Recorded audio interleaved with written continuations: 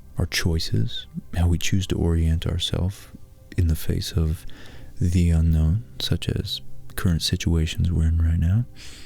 And maybe the point actually is that within all of us, we have this left-right dichotomy, and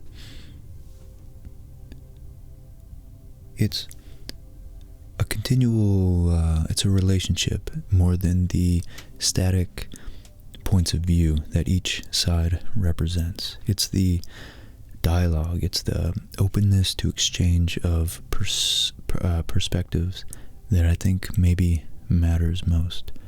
You know, especially in light of all this nonsense in 2020 we got going on, it's important to remember the big picture and not get swayed by, get your attention pulled every day into a new headline. I mean, so many things have happened in the last year, but so many things have happened in the last 2-3 years, in the last decade, in the last 30-40 years. I mean, we're still, in the aftermath, technically, in a really more historic perspective, we're still trying to decide what World War I and II and the Vietnam War all means.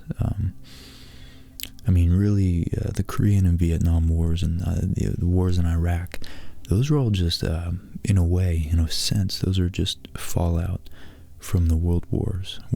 They're the surrogates for another third world war. And, we got to remember the big picture. And I liked what Killer Mike said the other day, among a bunch of other things. He had some powerful oratory for people acting too impulsively and, just reacting to a sense of cathartic release. And we've all been pent up. It's no wonder that we have a collective anxiety that's just waiting, this potential energy just waiting to be released. And he said it's important, one of his lines, no doubt it was pre-written, and if it wasn't, then I give him credit because he strung it off in a super articulate manner, almost poetically, but he is a rapper. It said, and now's the time to,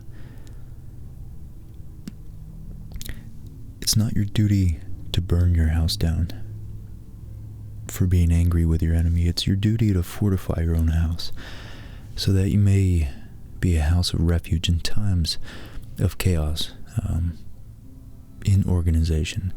And now's the time to plot, plan, strategize, organize, and mobilize. It's time to, take our anxieties to the voting booth and hold the people in power accountable. And, that's what community is. That's what working together is. I mean, that's what all this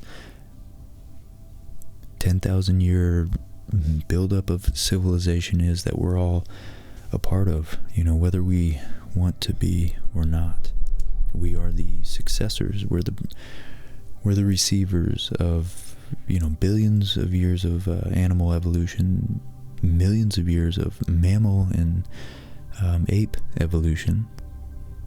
Yeah, none of this means anything if we don't work together in a unified front. And we do that by communicating. The language is the last line of resistance, and it's the first line of defense against violence. And in a way, the people who say language is a form of violence, in a way that's correct, because it really is the way to signal before violence, or a way to signal to avoid violence altogether. I mean, it was an amazing leap, a historic leap, and revolutionary leap in innovation in biological technology when we discovered, like the birds out there, we could send impulses through oscillations of our own muscles, now across a digital electronic signal. But before that, for hundreds of thousands of years, as we developed language, we could almost instantaneously for our eyes, at being the speed of sound, communicate to another person without direct contact. And it's important to remember that. That is, being articulate, and something I'm not, but I'd like to, it's a goal of mine, that's why I want to read and learn about history and understand the big picture, but also understand how to communicate the impulses that I feel, and my experiences, and to relate to each other, and recognize that we're the recipients of hundreds of thousands of years of human culture and actions of many brave men and women that have existed to allow us to be here now, and many people that have overcome nature's obstacles to unify groups of people to work together. But anyway, there's a reason that the night sky illuminates us and fills us with a sense of, sparks our imagination, fills us with awe, makes us want to, wonder where we could be. I just actually saw one of my cousins showing Star Trek The Next Generation to one of her kids. And it was cool because they were very young and they actually looked like they were very into it. And it shows you that even though it looks like an old, early 90s TV show, late 80s even, it still doesn't matter the medium. The story resonates, like Gilgamesh, thousands of years old. It just struck me that how powerful the word really is. It resonates. It biblical texts, Shakespeare, great works of fiction, probably more than non-fiction even. They resonate across millennia history. There's something in them intrinsically makes us want to hang on to them and value them. And it's no wonder, human history in general, I think, is not much more than a bunch of bumps and accidents into obstacles, with the occasional accurate prediction and speculation that turns out to be somewhat correct. And it took millions of years, hundreds, tens of thousands at least, of generations, and that's all sitting underneath the surface of every present moment, I think. And it's important to remember that. So when we, consider impulsively acting, just like in an argument, saying something you don't really mean, but you're just trying to let out a burst of emotion and, win the argument by speaking the loudest or whatever, or taking a cheap jab at someone, I think that guy's advice to plot, plan, strategize, organize, and mobilize, ultimately mobilize at the end of that. There's a reason he said that last. The skill of being articulate, not only knowing how to speak, but knowing your history and knowing what, which is, I admittedly am very ignorant about. But the more you know, the more you have a respect for patience and keeping your countenance and settling on an idea after you've shown the discipline and had the experience to value that idea enough to stick by it and communicate it and not be swayed by emotional attacks against it. And enough articulate people might just be the solution to avoid violence altogether. So anyways, I really don't want to get political. I'm too ignorant to say anything worthwhile. I figured I'd just give my thoughts about what I see as the merits of taking the big picture and slowing down and not reacting, and especially not joining the madness of the crowds and getting absorbed into the hive mind and forgetting to kind of think for yourself. I think we forget to, we forget to balance living in the moment with the rewards of a carefully well thought out and disciplined approach to shaping and crafting your own future. So anyways, what experience has made you feel the most alive? This is what makes life worth living. These are those quote-unquote big pictures that we forget about when we're absorbed in being consumed by negative emotions in particular, especially other people's negative emotions. I recently proposed to my girlfriend of 4 years, and I'm 31 now. I just turned 31 in January, so I'm no spring chicken anymore, and I'm just glad I found the one. She's an amazing woman, and I'd love to start a family with her. And for me, it was like, my parents, my family, my brother and sister, and my brother's wife, my sister-in-law, they're just awesome people, and I couldn't be more lucky. In that respect, I'm extremely privileged, very fortunate. We're all still kicking, and family is key, and in some ideal future, we'll recognize that our place in the universe makes all humans closer to family than we'd like to think. And just my personal experience with the raw sensations of nature, being out surfing on a big glassy sunny day, especially if it's sunny, it's nice. That's a nice cherry on top. Surfing the undulations and frequencies of nature. A wave is an impulse, whether it's by wind or an earthquake. I'm never going to do that, but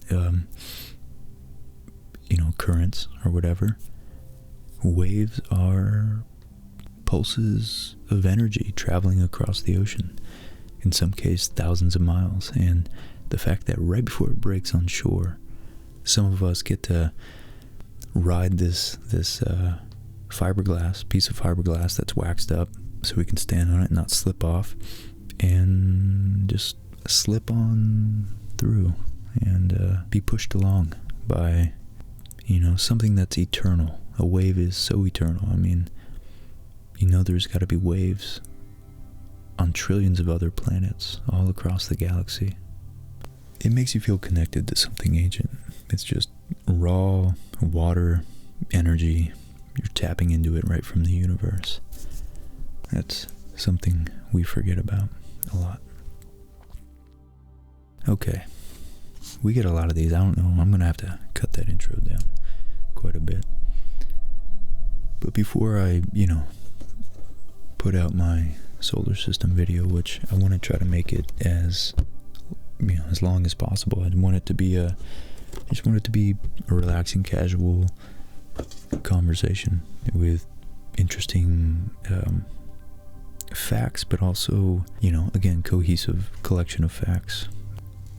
So we have Crochet Love standing on top of a mountain in complete silence, pure silence.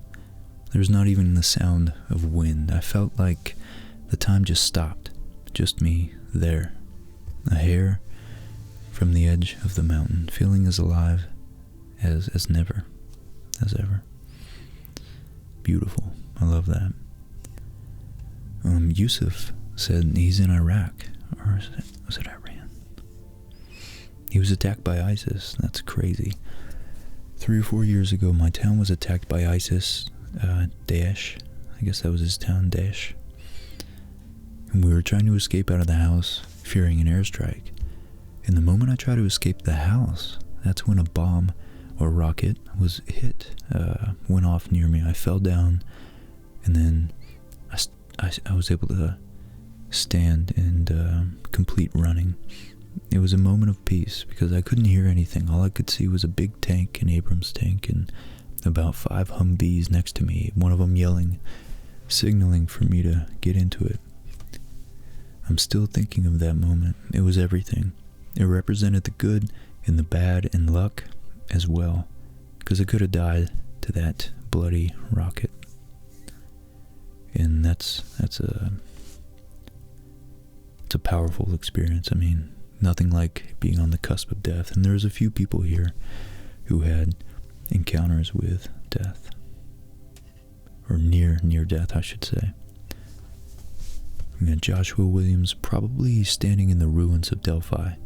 The weather was perfect, no clouds in sight.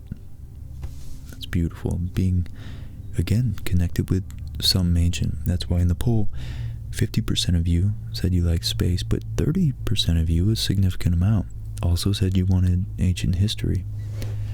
So for me, that was, there's a common thread there. It connects us to something larger, and I think that's a beautiful thing. SCTC, standing on the cliffs of Ireland while the wind whipped around me.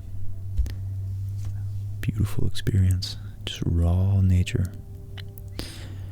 Corrupt System here says, nothing beats sitting in the woods towards the evening and listening to nature do its thing.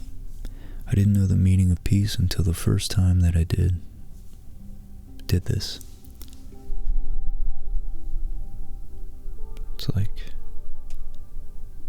so much going on at dusk. Animals are scurrying to end their day. Some are starting to wake up, start their night, and yeah, it's a beautiful thing. Again, being connected with nature. Nigerian taxi driver, when you upload after a 2-month break. I know. Waking up, Camille Wojniak said, waking up after heart surgery. Which, yeah, that's confrontation with the eternal right there. That's confrontation with mortality. And that's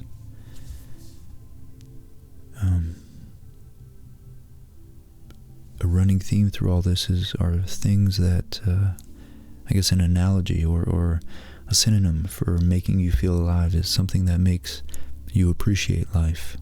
Something that, again, is worth living for.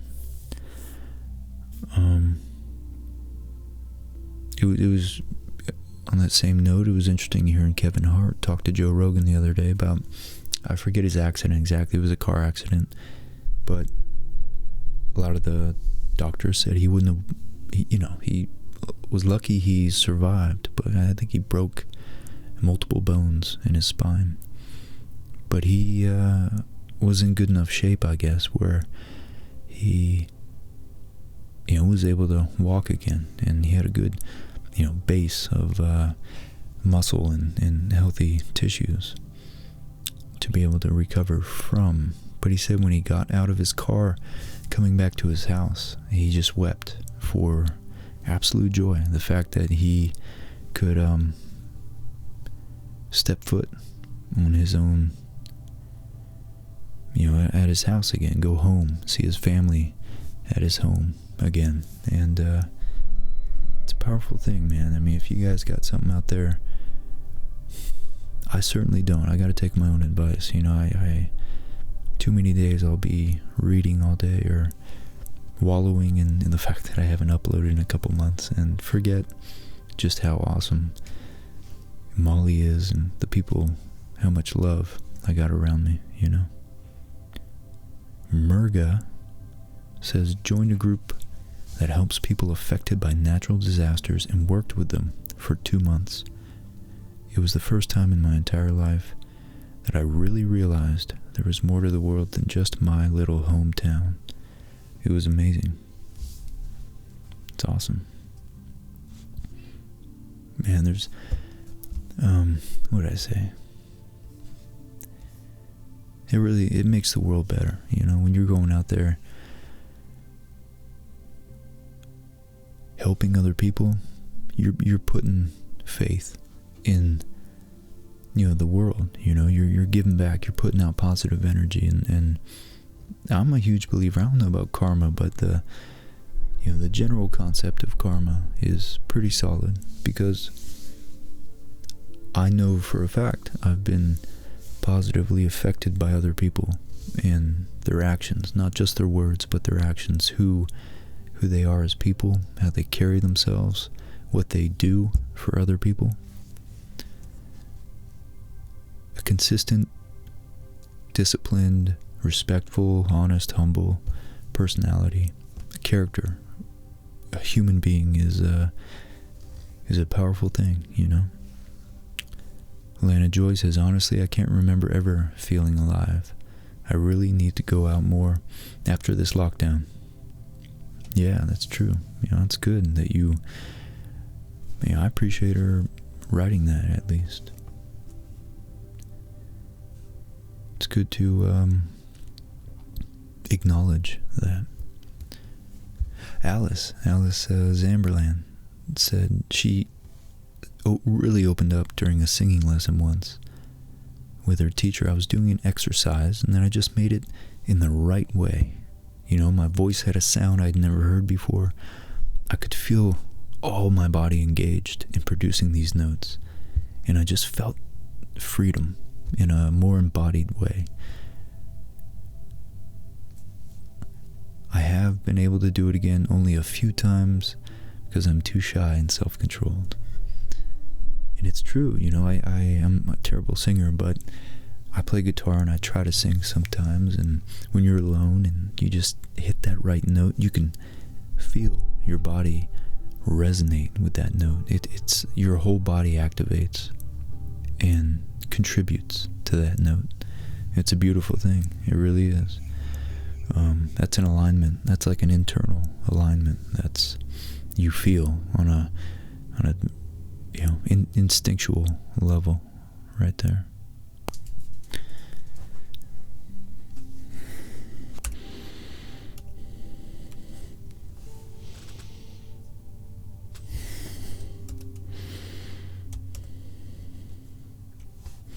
All right, let's make this. We just made it a little bit bigger, so you guys can see it.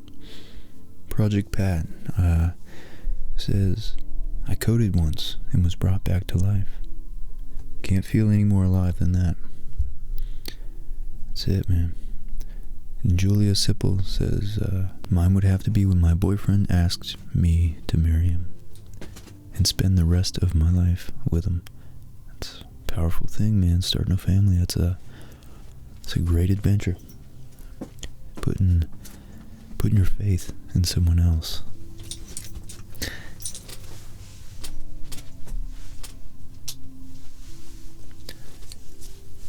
I see you, girl. I see you. Good girl. Lauren Cottle says, eating way too many edibles, sitting in the yard and realizing how small I am compared to the world and the universe around me. LOL. Man, sitting down at night and looking up in whatever frame of mind, state of mind.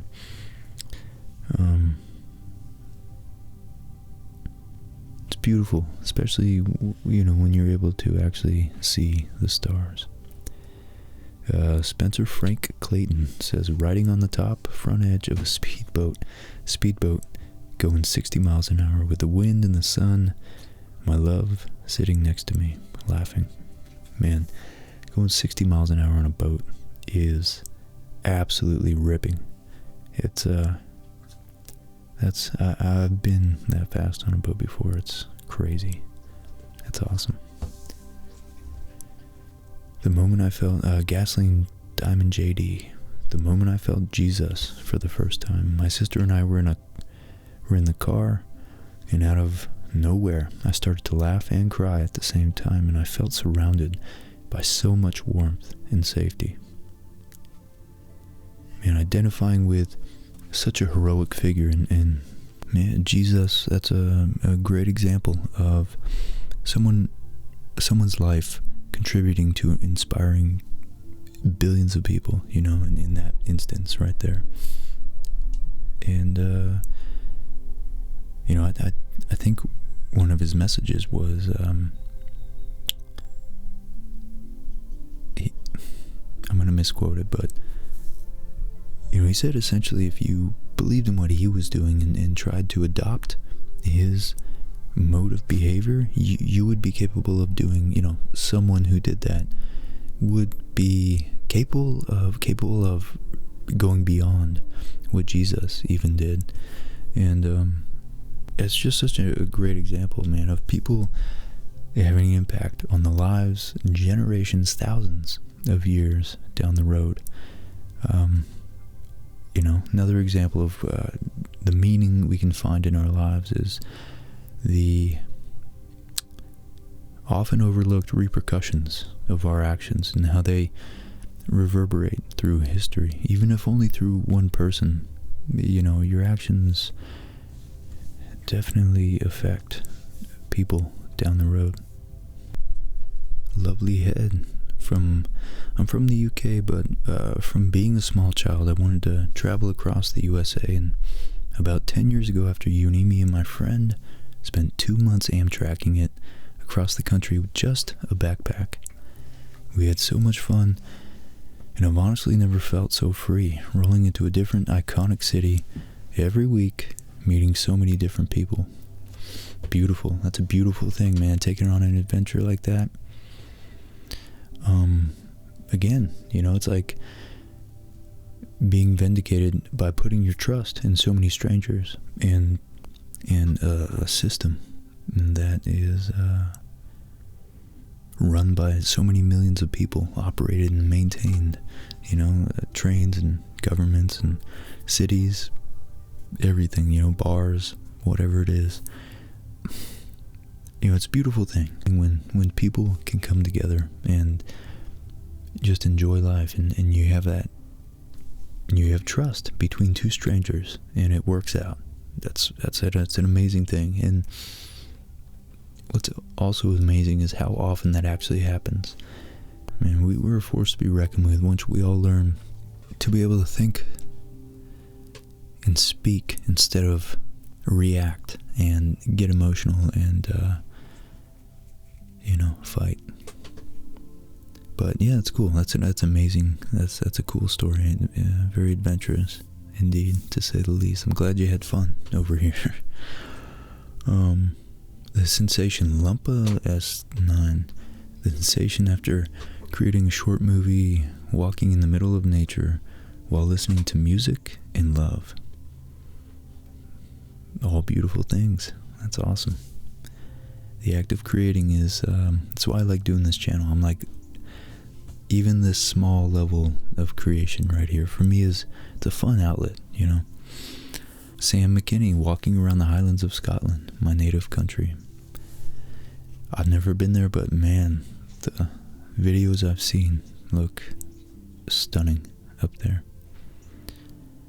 Linda Bradley says, looking up to the millions of stars in the night sky. Again, can't argue with that. Ravi, when I push past my limit at the gym and I get this little boost and I can keep going for a few extra reps, it feels amazing.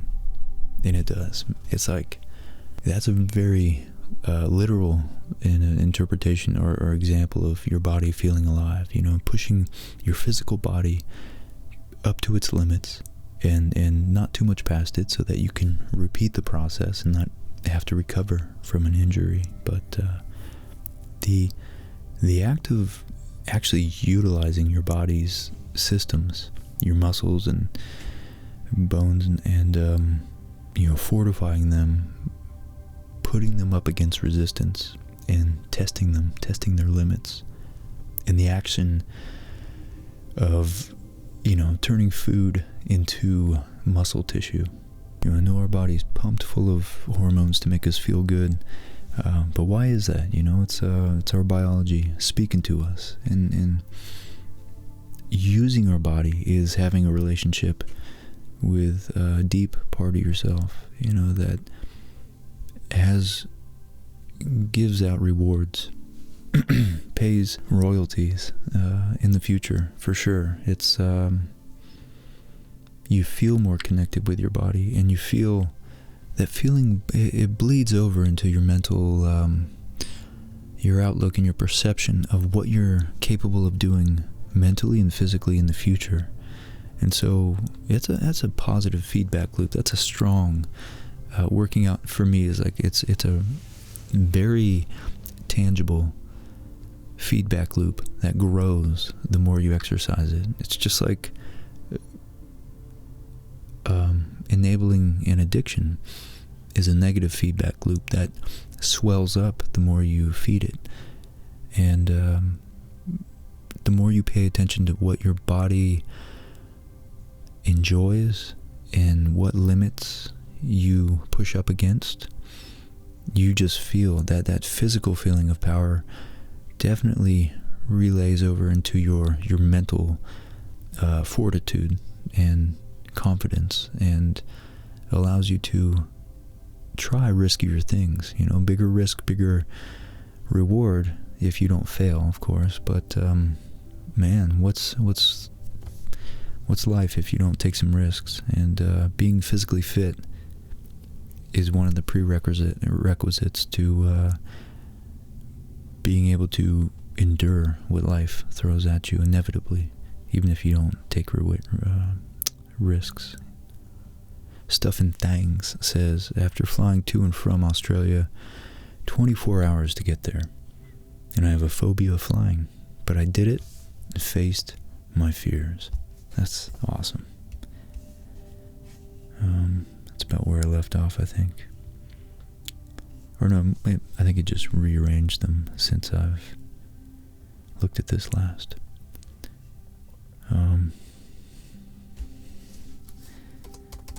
Good on ya, mate. So yeah, the whole purpose of this, I wanted some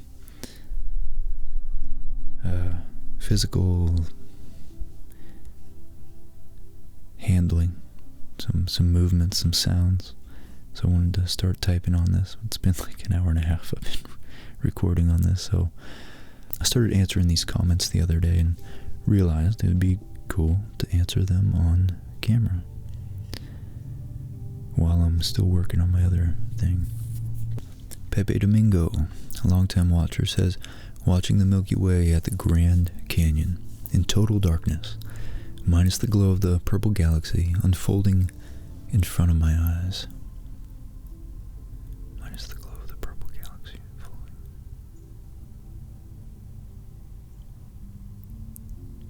I don't quite get that meaning, but man, Grand Canyon is on my bucket list.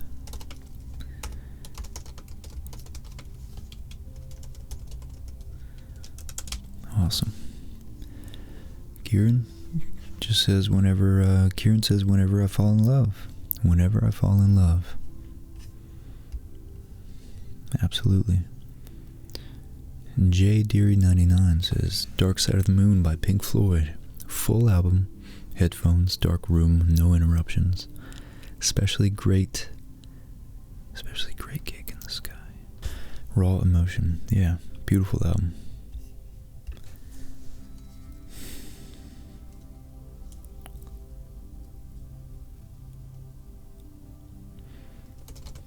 One of the greats. Love it. Michael Boggin says, I got many memories skydiving, swimming at the Great Barrier Reef. Very cool. Hand gliding over Rio. Wow. That's a risk. I mean, to me, it's probably not to most of you, but cliff jumping in Thailand, the list goes on. I realize I've been very fortunate. But ultimately, the experience that made me feel the most alive was hiking for 4 days over mountains to get to Machu Picchu, staying on the mountain, watching the sunrise in at the historical beauty, the reward of a grueling mountain trek, and that first beam of sunlight coming through, it just made life worth it. And what's your favorite moment, Rich? Yeah, just being with my family, being engaged to my girlfriend. Black Bear says, walking in the wind and walking in the rain, I'm running. That lets me know I'm alive. Man, nothing like being in the rain. That's, again, you're being exposed to nature and all the sensations of nature. The rain on your skin. Baby dinosaur lying in the sand in the Sahara at night. This was a cool one. Just seeing the vastness of the world, experiencing complete silence, with only the light coming from the moon and the stars. It was definitely an out-of-body experience. I love that one. Just imagine all the history. It's like, I think all these, for me, is connection to people and the places people have been, being historic, ancient places, Delphi, the coast of Ireland, Scotland, the hills of Scotland, the vast Sahara Desert. It's, I don't know if I believe in all that, resonances and all that, but rippling through history, but the images and ideas that knowing that evoke are tangible, and again, the more you know about history, the richer it makes, and science too, the more you know about how the world works, the more depth you feel out of any given experience, especially one in which you're, physically aware something historic happened. Sophia W says, listening to that one song makes you feel that makes me feel every emotion at the same time somehow. Music is another form of raw nature. It's man-made, so it's nature becoming self-aware and then creating its own set of harmonies, which is, human beings creating music. For me, that's something about music. It's the raw experience. I think I heard Eric Weinstein say architecture is like frozen waves, frozen music, because music is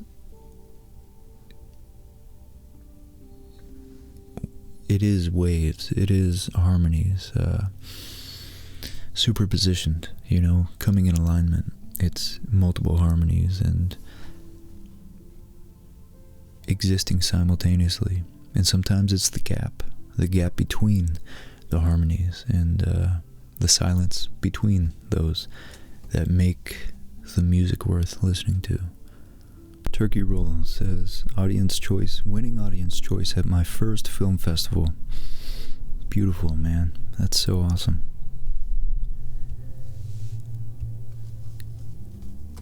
Good job, man. Looks like you have a male avatar, so I'm going to assume your gender. Go out on a limb.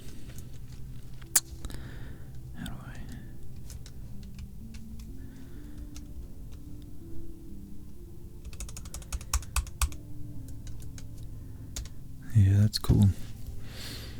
I love encouraging creativity, man, because it's what inspires the world to, stay hopeful. It's the idea of what could be, that really keeps us optimistic and hopeful. Hope is a powerful thing. Thomas Zampino clenching hard over a toilet bowl, regretting the chimichanga from the previous day and reflecting on my life. Teppy standing real still and staring at the back of my hand, giving all my focus to the fact of my hand being attached to my body and that all of this is real. It was more fun to do when I was younger. That's funny. Fun and funny, and also like really profound. I'm riding on the back of a motorcycle, and I don't have a care in the world. This is when I feel most alive. Yep. Something really free about being on a motorcycle going that fast. And knowing that, you know, before, I don't know, what was it, 1920?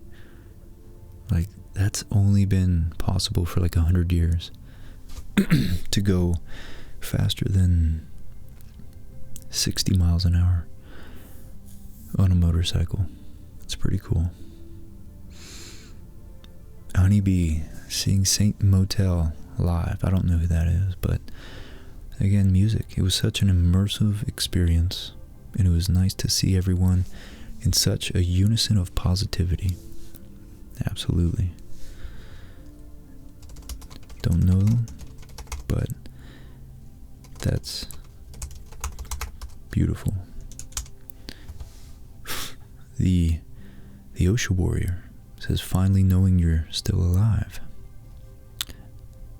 That's very kind of you to be so concerned. Lauren Roy, I feel an overwhelming sense of awareness. Sense or awareness of my aliveness whenever the death of a friend or loved one occurs. I feel very alive after surviving a head-on collision with no injuries. In general, I feel the most alive when I'm following my bliss, feeling true joy while being fully present in whatever moment I happen to be in. Absolutely. You know, it really takes experience. It's like, you know, maybe it's the left brain, right brain thing, or maybe it's just because it's the obvious thing to think of something's opposite. You know, whenever you brush with death, you are reminded of just how special being alive is. And it goes with anything, you know. If you're in darkness for 2 months, I'm sure the people up north appreciate the darkness as much as the light. You know, being up there when it's dark and light for months on end. But, you know, I know I definitely start to appreciate the summer. And then once you have too much of it, you start to really appreciate the cold snaps, the coldness in the winter. D the Potato Slayer says, when me and my friends were full sprinting on a mountain, and I almost fell off the side of it to my death. Dude. That's worth a that's crazy response right there. Being pulled to the surface as I was about to drown. Wow.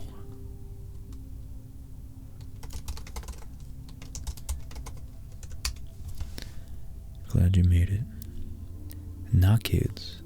Going running in a green hilly place on a warm day. Yeah, just being out there.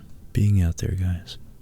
Play sports, think about the world, situations that I'm motivated, that motivate me maybe. It's yeah, it's like, it's part of the adventure, so I love psychology. It's amazing how far we've come in discovering about the brain and just the body in general, and what these things that are welling up inside of us and constantly churning and alive within us, that inform our experience, that we aren't even aware of. It's part of the great adventure, you know, that we're all a part of. So much to learn, so much that we already know, but so much to know about what we already know, yet so much, even more, yet to learn. Nightmare Radio says, when I'm drumming at the top of my ability for an extended duration, that's awesome. Every limb is doing its thing. Mind and body lock in sync, dividing time precisely. Sometimes I think about nothing and am completely engulfed in the right now. In the right now. Like, I really admire that. Mika98, going through so much shit in life and finally fixing almost all of it, appreciating the journey and looking back at it all. Hey man, you're Mika. That's another thing about learning about psychology and history, is how much shit people have gone through. You know, and I mean, people currently, I don't know how many more people, how much, you know, people have gone through right now, and that's why a lot of people are upset, for sure. But it's also amazing to recognize how much we're capable of enduring. You look at someone like David Goggins, it just makes you in awe of what the human body can do, where our limits exist, you know. Are they mental? Are they physical? You know, how do we push past these biological, these chemical indicators of being fatigued and just keep persevering through that? But then recognizing systems and saying, oh, the day is just a part of the week. The week's a part of your year that fits into your life, and pacing yourself to see the bigger picture, the system of how you want to orchestrate your life, and you know, planning accordingly and watching those plans come to fruition and actually manifest, and having the discipline to stay down and stay dedicated to your goal that you mapped out. Is looking back at it all, man, like, despite all the shit you might have gone through.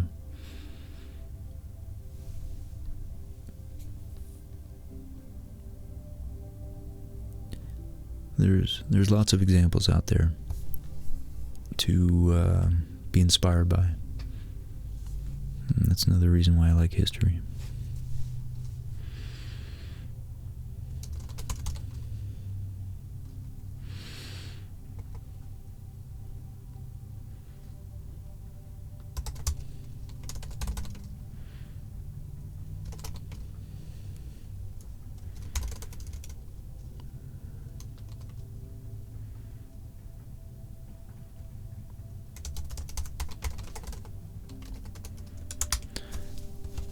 You got my respect, Mika. Silent Solace says, for me, stepping outside, taking a deep breath, and feeling the wind gently grazing against my skin induces a certain degree of clarity, unlike any other. Despite being such a simple experience, it never fails to ground me, allows me to completely immerse myself in the present. Absolutely.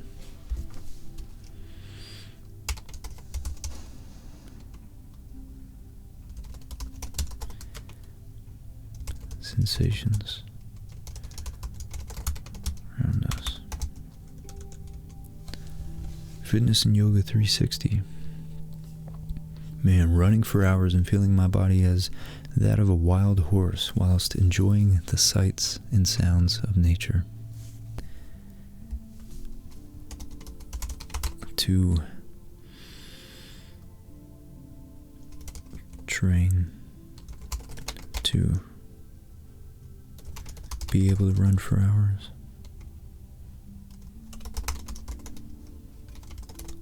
Sounds euphoric.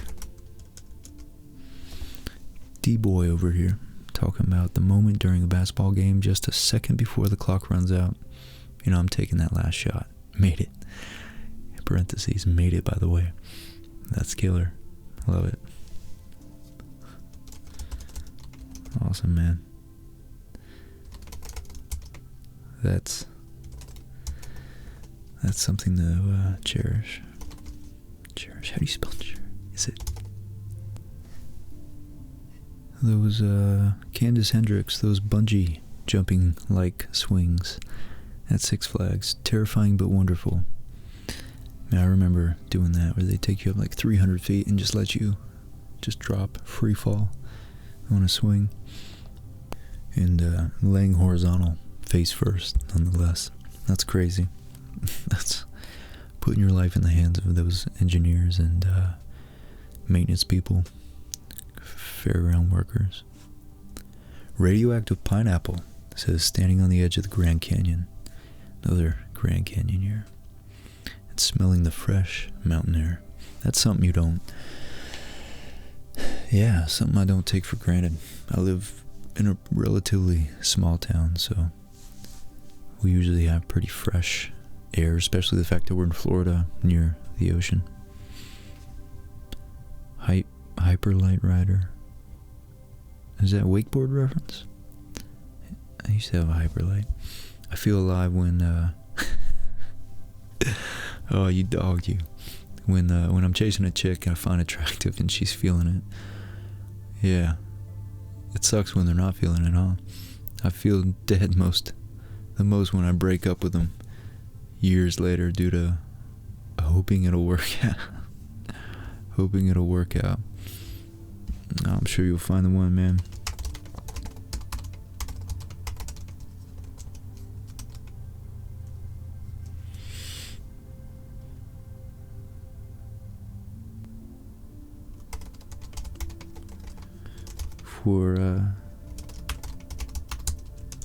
Good for you for taking risks, Hyperlight. Scoop DG, Scoop Dog over here, saying watching a total solar eclipse last year. When the last ray of sun gets covered, and all of a sudden the day turns into night. You start to feel in just a matter of seconds a puzzling, sudden drop in temperature, and a cool breeze starts to flow out of nowhere.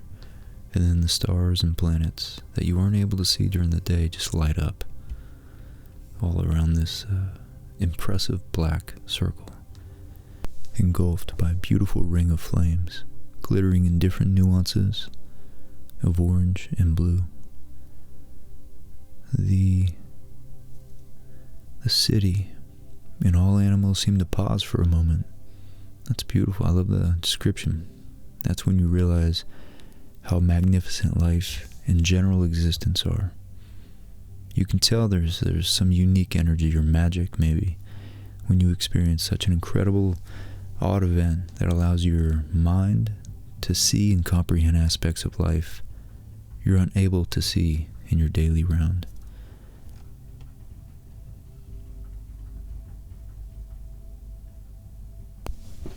I felt alive and understood once more we're all a part of the same thing. And we have to appreciate that by putting our energies into constructive things, enjoying, and taking care of both nature and ourselves. Always. Absolutely.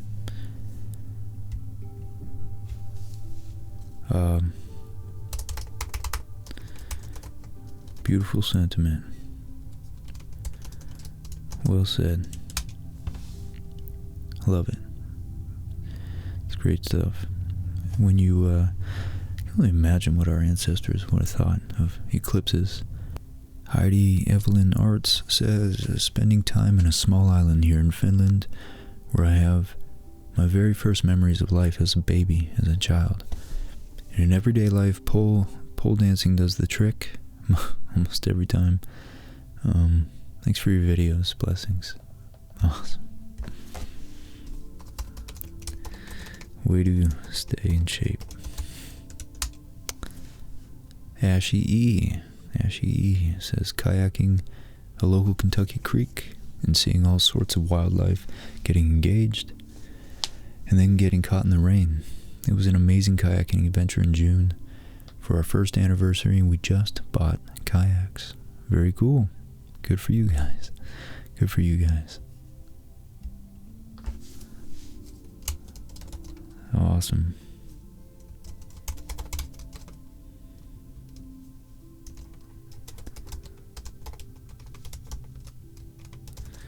Congrats, Ashy.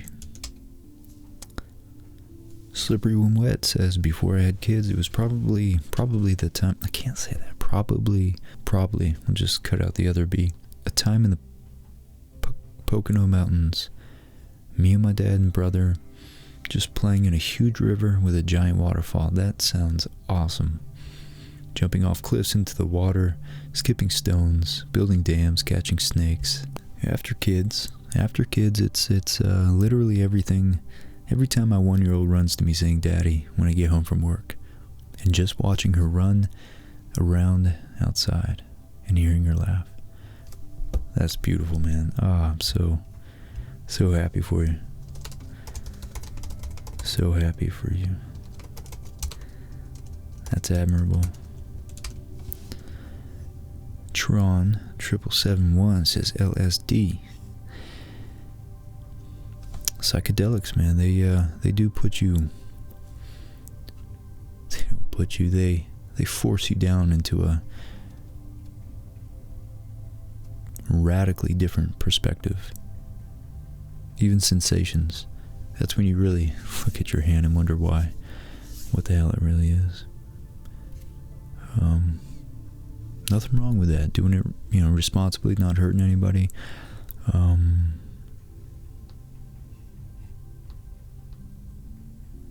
There's a lot of wisdom you can take out of that. That's cool. Michael passes, getting hit by multiple IEDs in Iraq and Afghanistan. Nothing like almost dying to make you feel alive and thankful. Man, that's so intense. I have the utmost respect for you, man. For you, that's...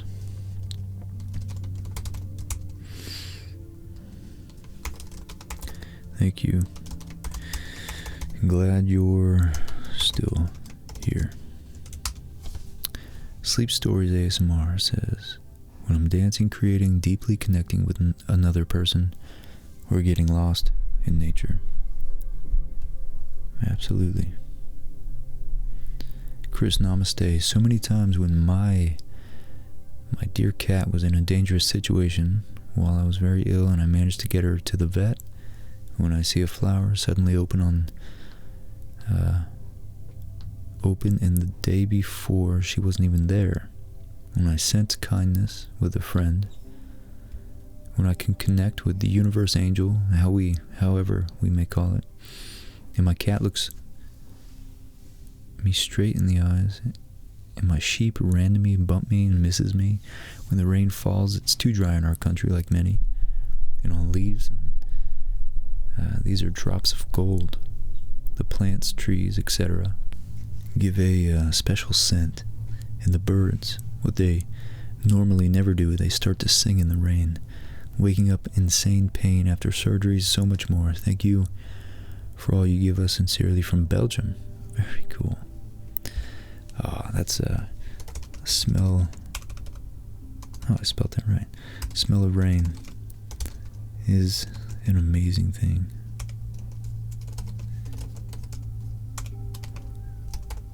Full of life. Yeah. It's like life in action. Nature.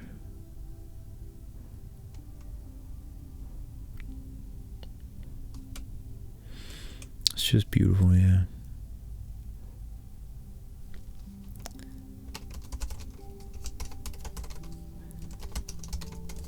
React to the rain. I love watching animals react to the rain. We just had an absolute deluge the other day, and it's amazing how all the frogs stay dormant, and then as soon as it rains, it'll rain for like 18 hours. We actually had our sewer back up for a minute.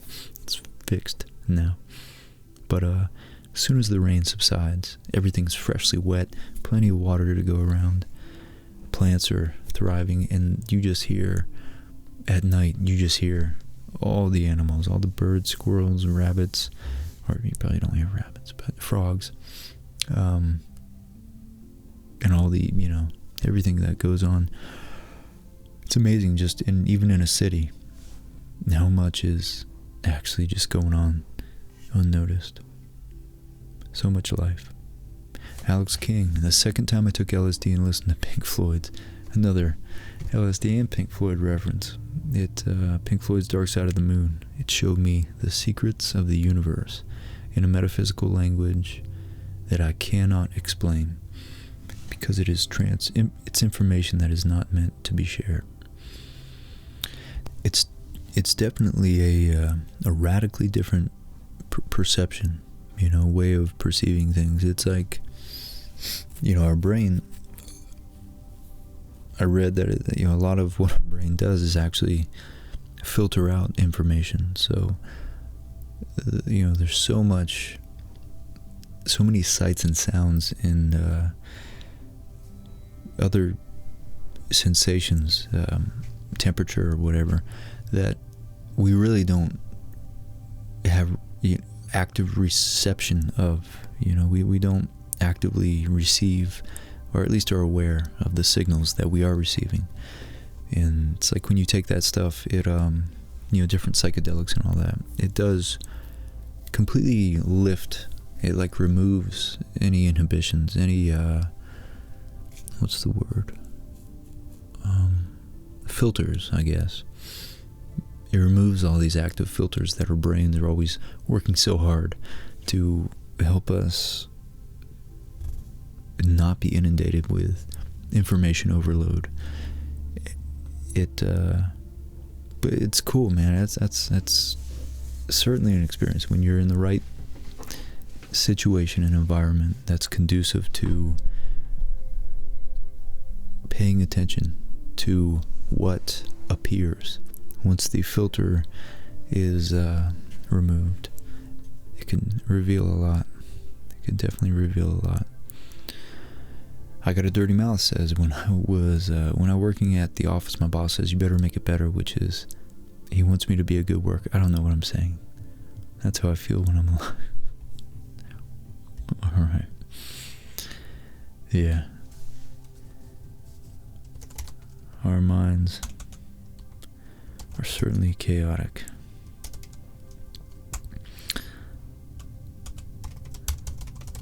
Like your right brain kind of guy. I might assume a guy would say I got a dirty mouth more than a woman. I don't know, maybe I'm wrong there. Hell Machine says, the week after heart surgery, the strong pain medication made my depression and chronic fatigue almost disappear for the first time in 10 years. Being awake suddenly didn't hurt my mind like a bruise. Then it all came back with a vengeance. That's why I love ASMR. Chronic fatigue makes time in bed feel very long and lonely. You and ASMR magic help me feel safe and less alone.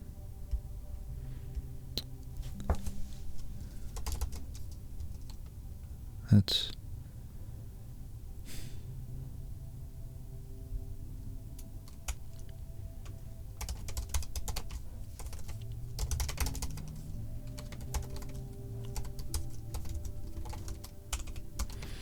grateful you reached out to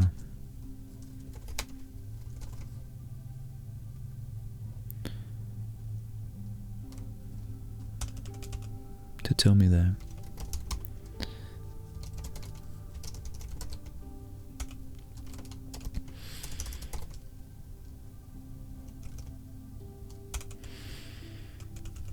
I really hope life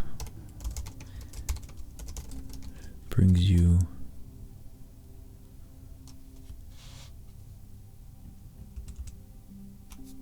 what? Not used to using these apples. Okay, let's restart that response.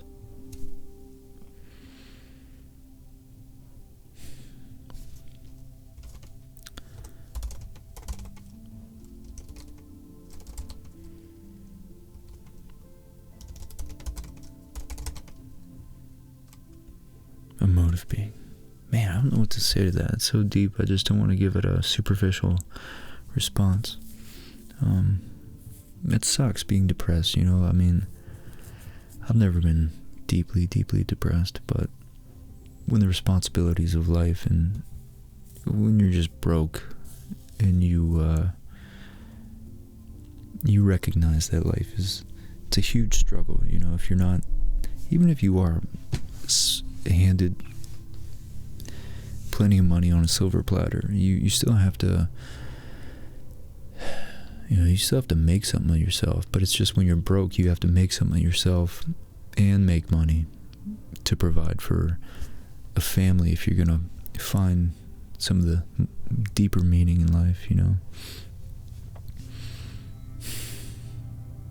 You know what, I'll get symbolic here. I'll just say, find your inner hero to confront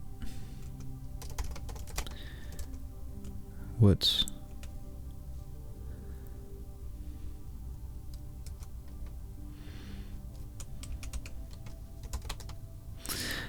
I hope that's not judgmental. Confront what you need to, because I don't want to put it on you as though it's assume it's just something you're not doing, or you putting you in a negative light. I just hope that the path you have to walk down presents itself to you. You know, I hope you get direction, because oftentimes for me, direction, I don't want to be handed anything. I just want direction. I just want to know that what the direction I'm putting my energy into isn't trivial. So,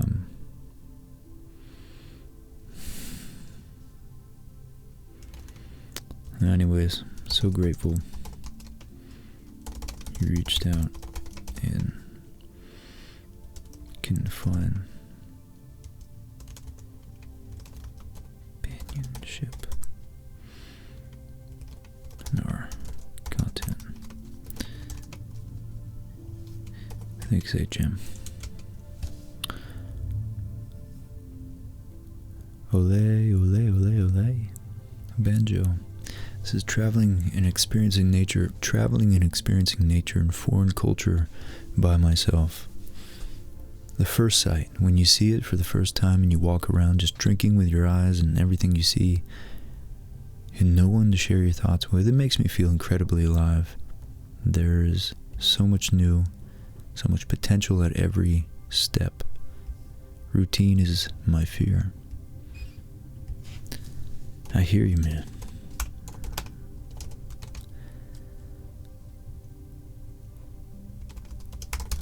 I loathe routine. Loathe routine as well. It's helped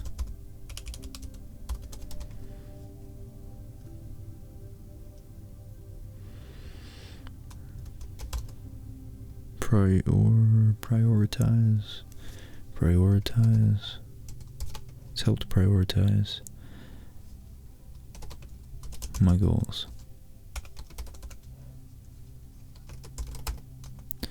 Yeah, routine is it's kind of depressing to think about your life just being already pre-established for you, and I really hate that. But at the same time, if it makes you more efficient, again, big picture, you sacrifice the day to be able to knock things out, make your life efficient, get work done, get paid, so that you can celebrate in to get more free time at the end of it, then it is worth it ultimately. Ian DeBlanc. I know it sounds silly, but I feel the most alive when I'm scared, which is why I love watching horror movies. It's just such a different experience, feeling your heart pounding in your skin, standing on edge. I'm a paramedic by trade, so I've had my fair share of adrenaline dumps as well, which are further enhanced by contrast of the situation. Wow. I expected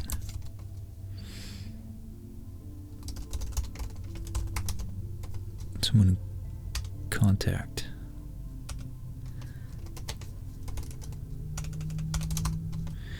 someone in contact with real trauma to actually, yeah, I wouldn't have expected that.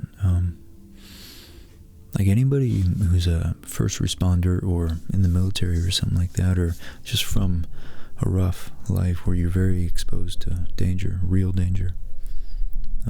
I personally hate horror movies. I'm already anxious enough about so many things.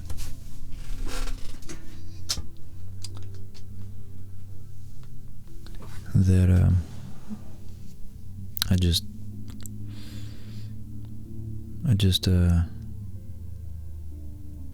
don't get anything from it, I guess.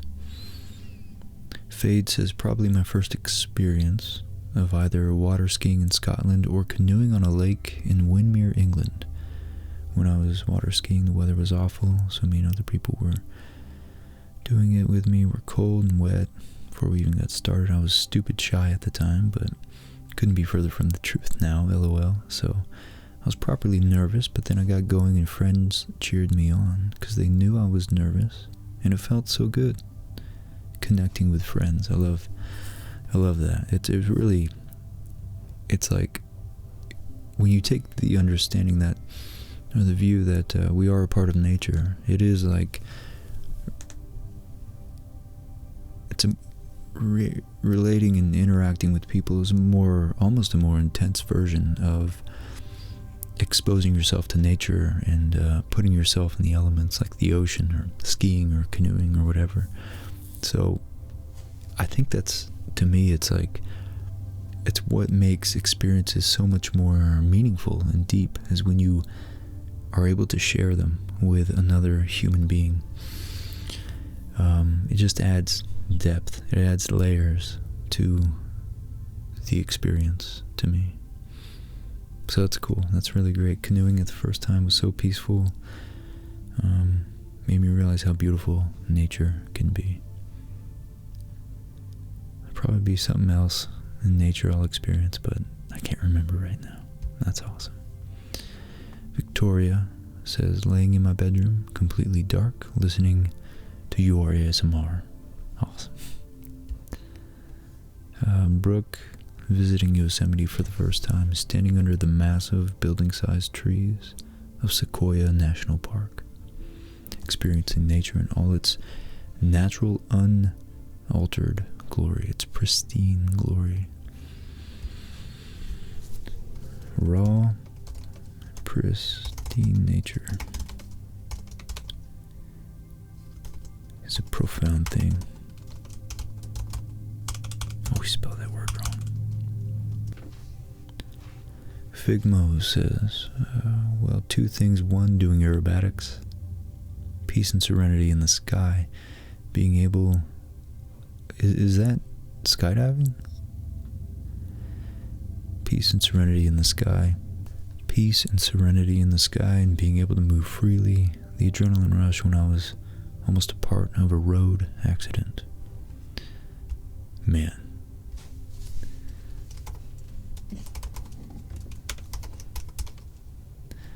That's a seriously intense endeavor.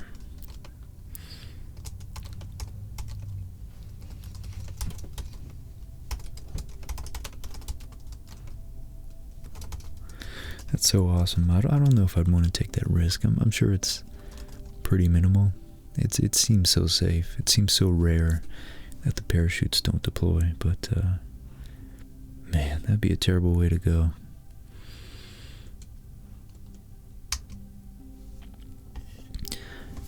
Regretful mess, living in chronic pain from an autoimmune disease reminds me that I'm alive.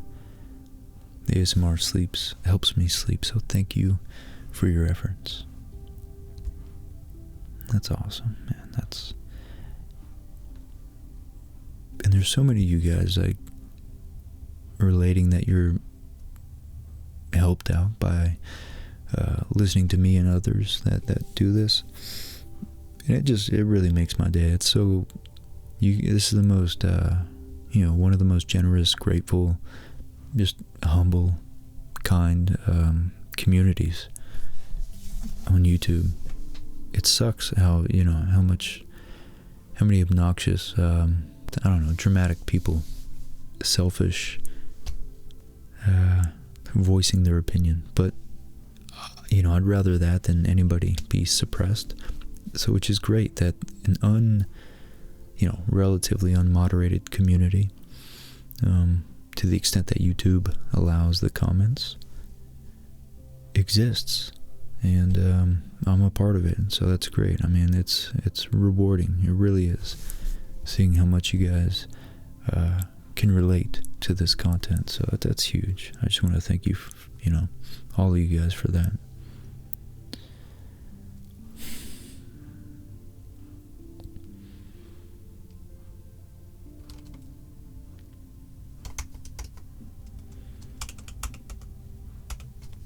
Grateful to have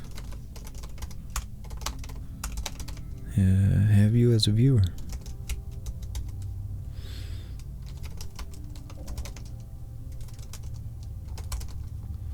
Thanks for sharing. Tiger Lily.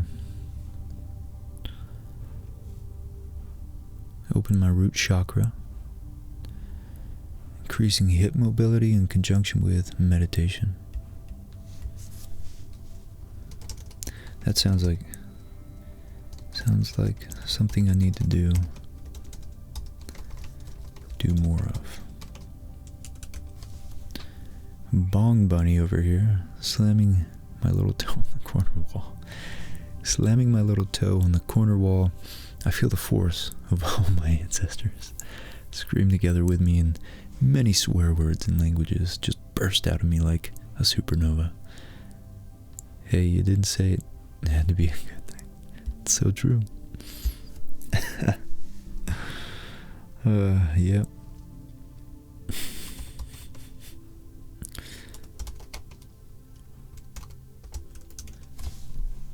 MDMA.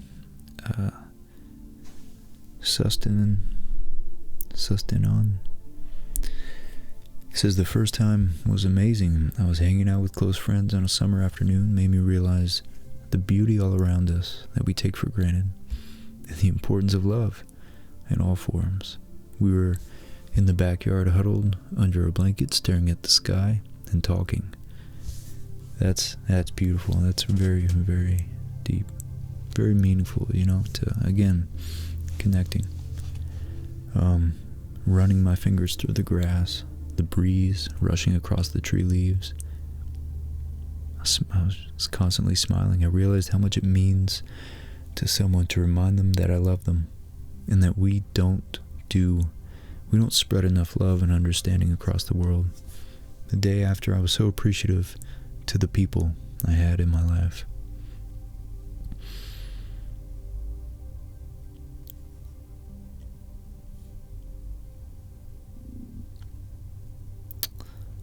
I think more people should do MDMA. It's hard to put into words.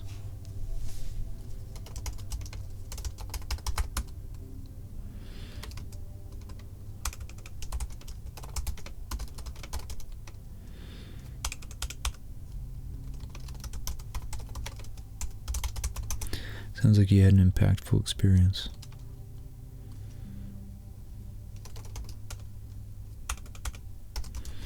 Glad you shared it here. There's a lot to be said about that. Fran Bella Gamba says getting tased with tased by a friend. Big difference there. Going out and sharing the feeling of getting tased versus having your friend just tase you. Doesn't sound like a shared experience, whether you remembered it or not, but good on you, man. Living through the first 5 months of 2020. Jacob standing on a basketball court all by myself. Complete serenity with unlimited creative opportunities on a beautiful day with no other worries, just me and the ball. I respect that. just realized Molly's got the touch bar up here. Auto completes words. That's pretty useful. Davy Wavy, looking at the volcano in Mexico. I was really in awe since I'm from New York. Wow.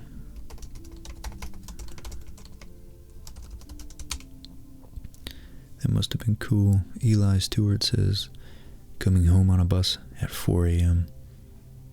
from a long night of marching and playing amazing music. Yeah.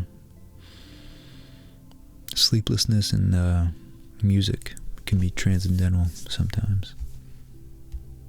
Very cool. JB. Alright, JB says, looking into the clear night sky, right to the depths and the beauties of our universe. Gets me every time.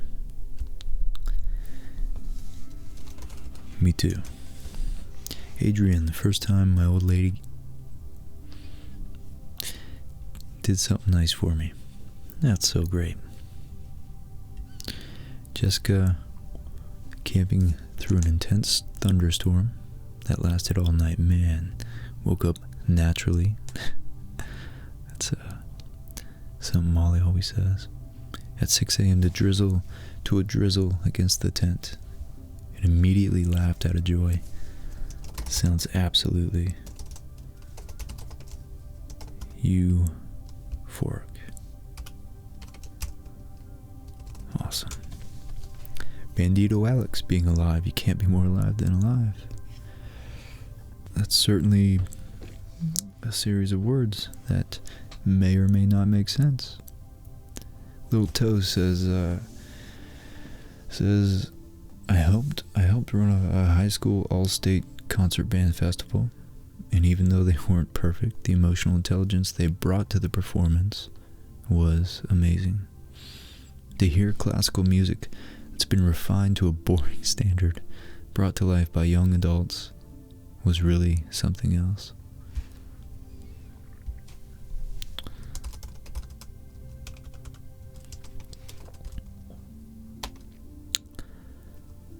Love a good harmony. I'm getting a little hungry. Sorry if you heard my stomach there.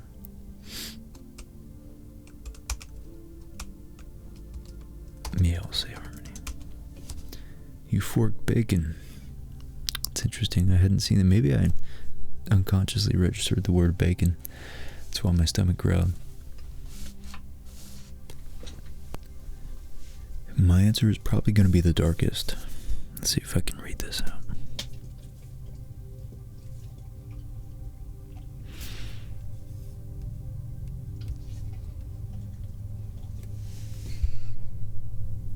Okay.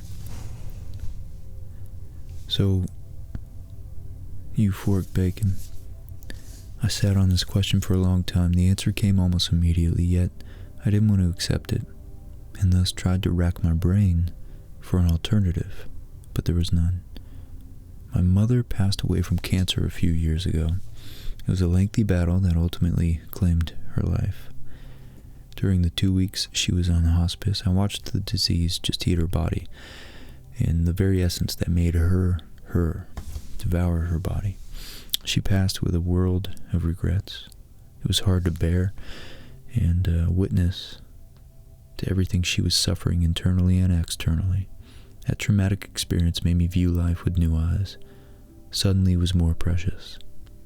I walked away from that feeling more alive than I had ever felt before. Because life is lived only once. Live it to the best of your ability while minimizing regrets. Man. I don't sorry to hear that.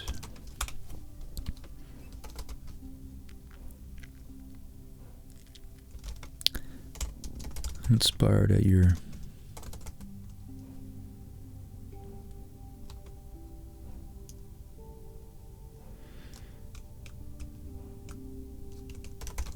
at what you gained from that. Thanks so much for sharing. I know, buddy. Don't worry. Ernie's getting a little restless on me. I have to end this soon. Okay. Man, thanks so much for sharing that. Anonymous Mouse. So there's the bridge in Costa Rica. Overlooks a river. It's famous for the number of crocodiles there. And masses of them everywhere. Anyway, there's like a curb of people that can step out, a curb that people can step out onto to look over.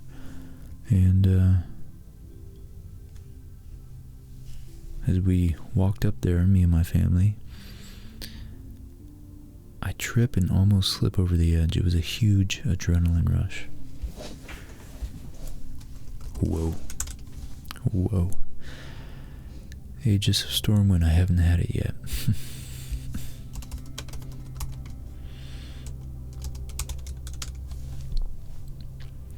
Chief Danny Boy Elixir. Expanding my mind in love and peace of Jesus Christ, of Christ Jesus. Good on you, man.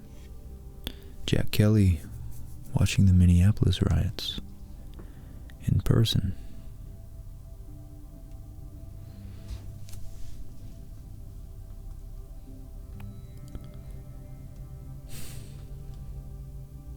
I don't know what to say with that. Not enough information there.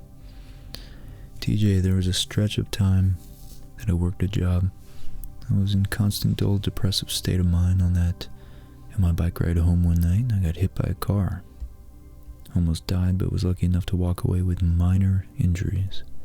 But the rush of adrenaline I got from getting hit made me feel more alive, and strangely was the best thing to happen to me in a long while.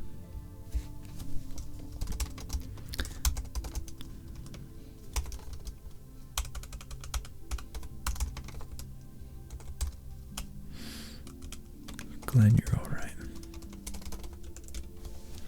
Taking a mental health trip to Hawaii to get out of my gloomy, dark living situation.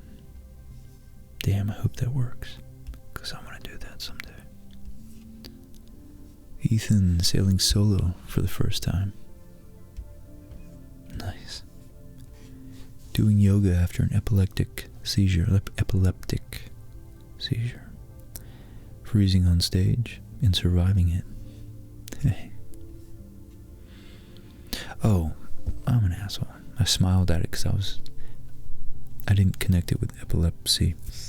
I thought she meant freezing out of anxiety.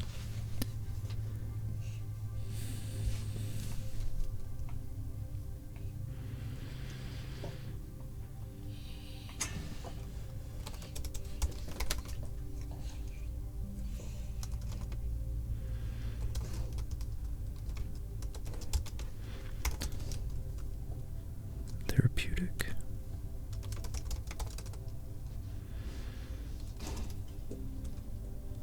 On stage, made it. Lucy trying to fall asleep at night and not being able to brings me a keen sense of the idea of being alive, of being a conscious, living creature made of organs and cells and atoms, and then the wonder of it all keeps me awake. All too relatable.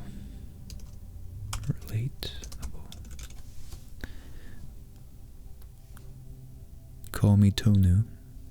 When I decided to ride 30 kilometers in the woods, it was a week ago, and I felt really great and alive. That's awesome. Dancing makes me feel alive.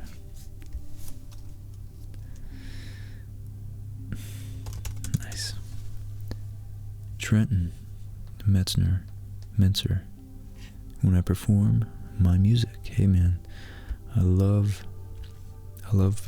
hearing and seeing people create. Veprim taking mushrooms. What's that? 3 or 4 people talking about hallucinogens. Hey, false call signs. The first time I flew a Cessna 182. Awesome. Scary Noodle Jojo. The raw feeling of being inside a big turbo Supra at 189 miles an hour. Jesus Christ. Hearing the turbo running its hardest to cut the air it pushes against, wrapping around us like a cocoon. Man, the air resistance at that speed must be so intense. Either that or standing on the edge of the Grand Canyon. Third Grand Canyon reference. I gotta go one day. With my family by my side, everyone smiling and leaving, and me having no cares, qualms, or quarrels about the world. Javier, talking about LSD again. Seapole, when I blocked your channel. Interesting. There's layers to that comment right there. King, skydiving. Hey, man. We got one, looks like an elfish rune here. Key Rito. Thinking about death and truly realizing how evil and beautiful the world is, and how not everything is fair, but that's alright, because humans always find a way to get out of a rough situation that includes genocides and other stuff. By the way, I was thinking about this in church a couple months back, and it has stuck with me ever since. Standing on the edge of a large glen in the highlands, says Carly. It was misting, and the air was cool on my face. Everything was deep in colors of green, brown, and blues. The land itself felt alive and ancient. Oh, that's a beautiful phrase. I'm from South Texas, and it felt like coming home to me, despite my actual home being completely opposite to that environment. I never wanted to leave, and I still dream about that moment and returning often. Beautiful description. Thanks, Carly. Young VIJ said, one time me and my best friend took 800 microgram LSD and the plug also gave us some pure cocaine. So obviously we took the LSD first, then 4 hours later we did all the coke, like every single speck was gone. Hours later, we weren't real, and neither was anything else, so we trashed his parents' house completely, and called the cops, said someone broke in and trashed it. Meanwhile, we're changing into black clothing. It's 10 p.m., so we sneak out the back and on top of the roof and waited for all the officers to leave, which took hours, and then we went back inside, drank an entire bottle of vodka. Dude, how do you even remember that? That was the time I felt most alive. Dude, just because you wasted the cops' time, I can't heart that comment, but it sounds pretty intense. Domlin talking about LSD. Dan McLean, stargazing in Maine. Maine's beautiful. When I was born. D. Faust says, I'd say living, to be honest. To God be the glory. Unique the queen. Yeah, if you feel connected to God and that's, and you're sincere about it, that's yeah, I feel like that's synchronous, that's in line with, some of the deepest feelings we can have for sure. Ian Rasmussen says, jumping out of a plane ain't much you can do but appreciate the fall down once you're out. But that ride up makes you question every decision you've made in life.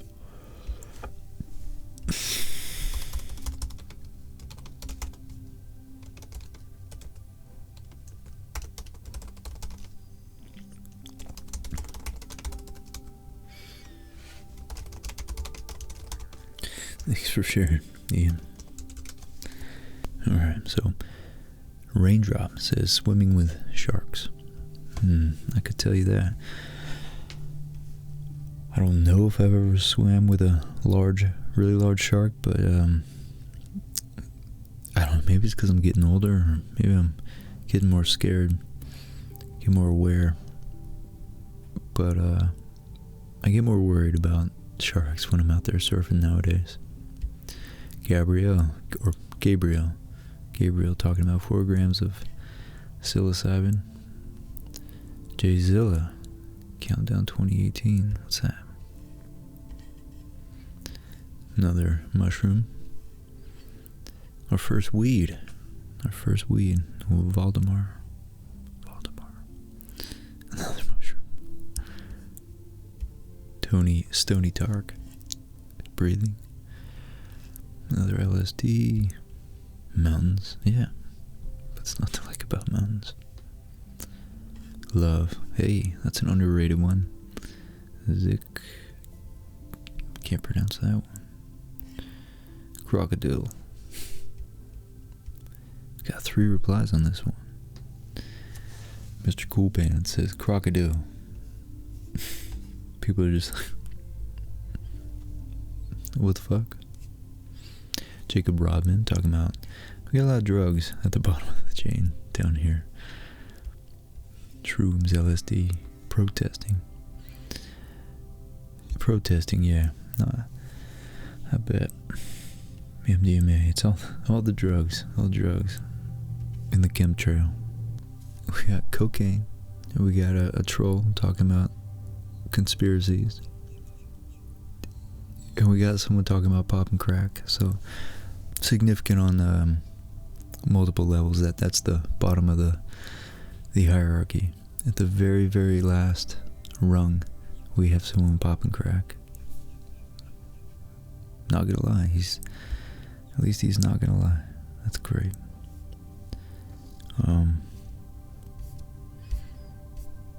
Yeah, I'm not like an active proponent of doing drugs, but I think as long as you use common sense, as long as you're self-aware enough to be able to handle yourself and recognize what situation you might be getting yourself into, be able to have friends that you can trust. The experience of altering your consciousness it's a part of life, it is an experience. So do it cautiously, do it intelligently, if you do. But anyways, I somehow made it through all of these. That was really cool. There's something to it, yeah, guys. Hopefully I'll get this put together pretty soon. But we got a slew of videos in the works. Sorry it's been a while. I've been out. I want to thank all my patrons. You guys have been sticking in there. So many of you guys have. And yeah, I'm excited. I've been busy with life, but we're going to be getting some videos rolling out pretty soon here. But thanks for relaying to all of you who did your experience of what it's like to feel alive, because it's important to find meaning, and these have been some great examples to follow, and I hope some of you got inspired by this, at least. So thanks for sticking in there with me, guys. Thanks for being viewers of the channel, and yeah, I appreciate you guys. Appreciate all of you guys. Hope you enjoyed this, and we'll be seeing you very, very shortly. It's been fun, guys. So thanks for joining along with me here, trying to feel what it's like to be alive. I hope you guys go out, you find that adventure that's calling you, and you explore it. You explore it in a way that can make your life better, more meaningful, and you tap into what you need to become the person you really want to be 5, 10, 20 years from now. hope in some small way this inspired some people to go in the right direction. I guess that's about it. So, alright. We'll see you next time, and just know I got a lot more videos in the pipeline. So I hope you all look forward to them, and I'll see you then. Bye.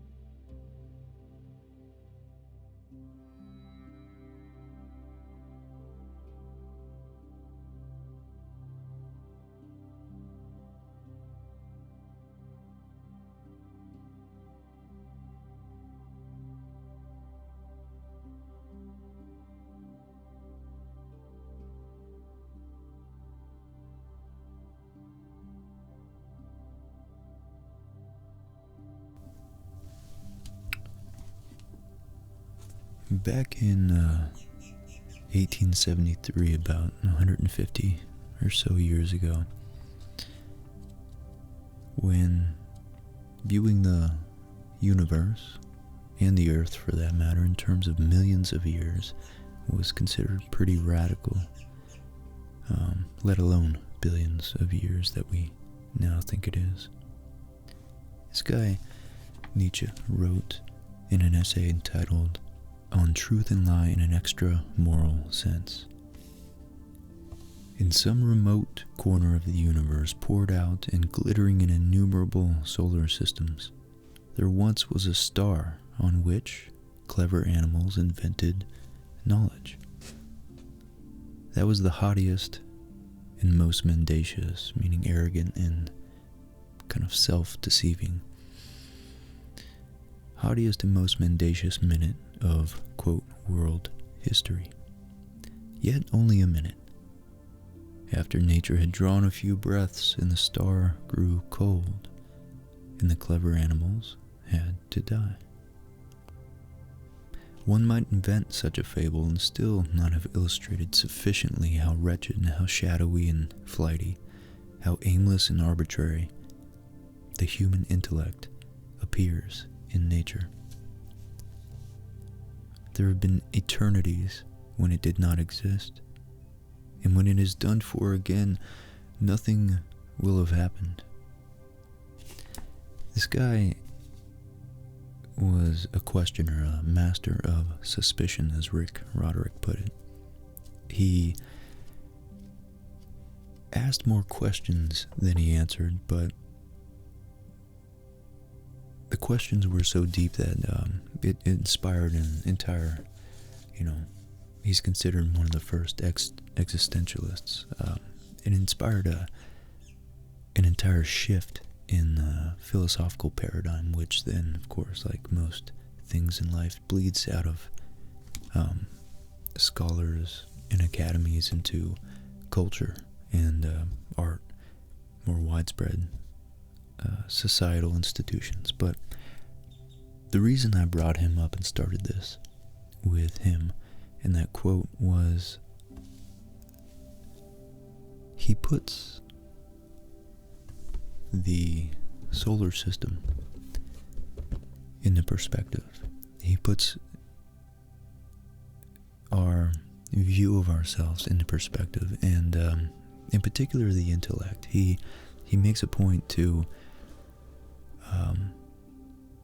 try to make us suspicious about being too arrogant in terms of our ability to reason and rationally peer back the layers of nature. While he never dismisses that as insignificant, he also wants to make a point to say that there's a lot more to our minds and our bodies than just reason alone.